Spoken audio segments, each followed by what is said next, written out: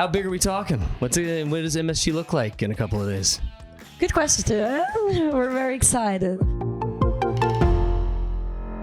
From the Rockstar Suite at the Hard Rock, New York, it's an Audacy check-in with Måneskin. Hello. Hi guys. I last time we saw you, or I saw you, it was the first time you guys had stepped to the States in a little roundabout tour thing. So after a year and a half, impressions, thoughts, memories, highlights.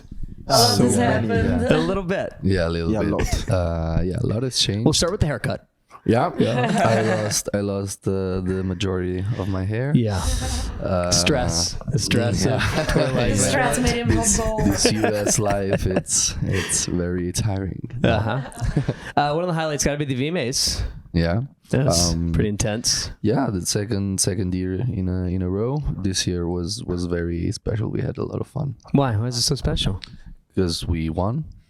Well, we didn't see that on TV. Let's announce it to the world. I know, but we saw it, so very good. Yeah. We performed, and the performance went very well. We had the chance to chat with a lot of artists, so it was a very good night. You got the new song, right? Yep. Which is. Do you guys take a day off? I mean, you just put an album out 8 months ago, and all of a sudden we're now more material, never stop. It's weird, but after long tours, we usually have this like energy rush, and I got it. That's the why new album's called Rush. Yeah, and that's basically why we wanted to use it and write a song that was pretty much describing the vibe and the emotion that we were feeling in that moment, but we definitely would enjoy a break. A little holiday we don't say no to. Yeah. Because I'm sure you got a break before the big tour starts, MSG. But what does a Måneskin break look like? What does sweatpants at the house look like for you guys? No. This year we went to Tuscany and other places. So you went to Spain. Ibiza. We had some fun. We had like 1 month of vacation, which probably made us more tired than the actual work. Every time it's the same story. We vacation to recover from the vacation. So true. So you got the tour. I'm sure the tour, as you prepare for it, I've seen the show a couple of times now. It'll be a subtle affair. It'll be very subtle on stage. It's gonna be pretty big, though, huh? How massive are you? You guys don't do anything small. Never. Go big or go home. Yeah. How big are we talking? What does MSG look like in a couple of days? Good question. We're very excited. I don't know. I think it's like what's really exciting is just to think the whole journey that brought us here, and to think that we're doing a sold out show in New York after 2 years ago. We were only like playing in Italy. It's still mind blowing. So we're really excited. And for us, it's actually like regardless how big the venue is or anything, like the live moments are always the most special because we share so much energy with the crowd. So in that moment we're actually just lost in playing and in people's reactions. Sure. I mean, you just said something really interesting. You gotta forget. We kind of forget. It's only been 2 years. What about the nerves? Do you get a little nerves pop in? Because you guys don't seem like people that are very unsure of yourselves. No, we the fact is that like playing live for us, it's our favorite part because we have a lot of fun and we have the chance to like actually connect with our audience, which is like in real life it's more beautiful than with social media. And but also for us it's like it's the moment where we see the results of all the work that we put in, because it takes like 1 year to write an album and then you have to do promotion and this and that.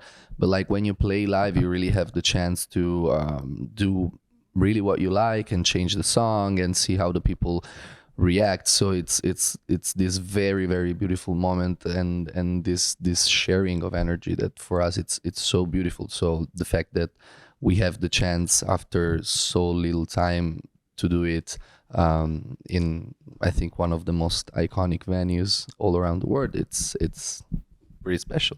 what I think I like about you guys the most is that everyone has an opinion about you, no matter what it is. And I think that's what you guys exactly want it to be. Yeah. That's interesting. So when you talk about having a memory that is sticks with you, you guys stick with people to the point where the New York Times writes that you're the last great rock band in America. What were your thoughts on that? That was a big statement from the Times. Yeah, I knew we were going there. Yeah, Since the very beginning. It's hard to give an answer and don't sound mean, but like, of course, we really like what's written inside the article because it talks in a good way about us, and we're flattered to read these words. But at the same time, this is our job and we work in this industry. So when we read that headline, we knew that all this thing was going to happen and that some people were going to get offended. And the only thing that I don't get is why some people are taking it with us, because we didn't write the article and we do not agree. We're not the last rock band, but I think that general audience is allowed to not understand this, but people that work in the industry should not. You can be smarter than this. I know that you can do it. I really believe in you. I trust in you. Well, you don't write the headlines and you don't write the articles. The one thing in the article that I thought was the most important part of it is that they quoted a fan, and the fan literally said, "They let me be myself." Oh, wow. Yeah, that's like the most special thing when it all comes to it. It's like, of course, it's nice to have all these big achievements and the fame and playing in bigger and bigger places. But in the end, it's just like the special connection you create and what you can give and what your art leaves to people. That's like the purpose of why we actually do it. And it's what has the biggest meaning to us, I love that. I will say, I am not, I don't know if you know this, the most fashionable man, considering I'm what was the one thing that you would give me from your closet? Boots. Oh.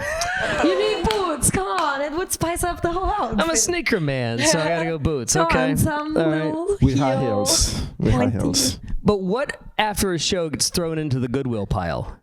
Are you throwing anything away?